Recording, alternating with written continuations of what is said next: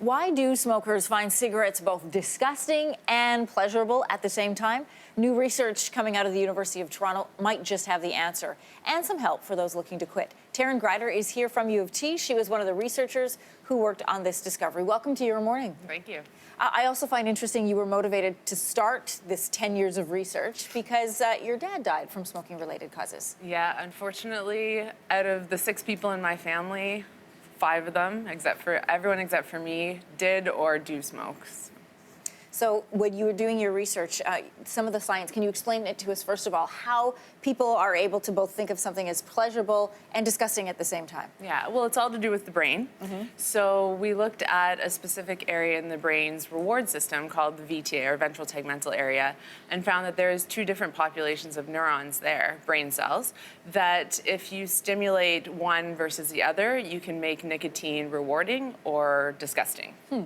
So how can these findings then be used to possibly develop new treatments? The idea is that if we can develop some new treatment that if people want to quit smoking, that they can take this and it'll make nicotine just feel totally disgusting for them, then they can be helped in their kind of journey to quit. What kind of feelings are you talking about?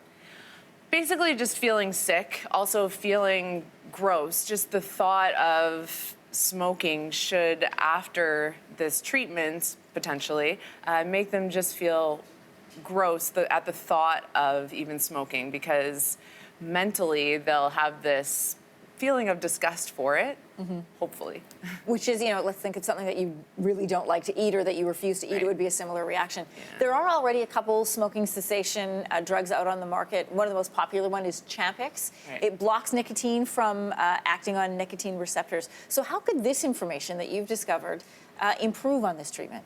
The idea is that since we know now the separate reward versus disgust or aversion kind of neurons, if we can selectively hit those disgust ones, it's different than the current treatments out there, because the current treatments block all nicotine receptors. So if we can selectively hit those disgust ones, then if a person does decide to smoke when they're trying to quit, they'll just feel terrible.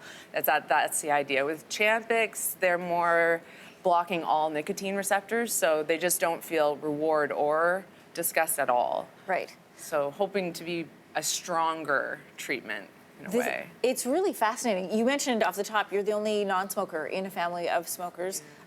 What did you learn about why some people become smokers and why they keep smoking even when they know it's bad for them, even though they get pressure from family and friends? It's a really difficult concept for a lot of people, because there's a lot that goes into smoking and people's decision to start smoking. So there's the peer pressure, there's the genetics, so smoking runs in families.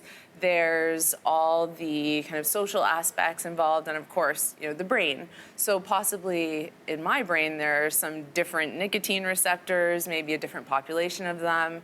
Also, I probably had different social influences as well than my family, and maybe different stress in our lives, because stress is really important for smoking as well, we found. This sounds like, from our conversation, this could really be the ticket for those who are interested in quitting smoking. Where does your research go from here?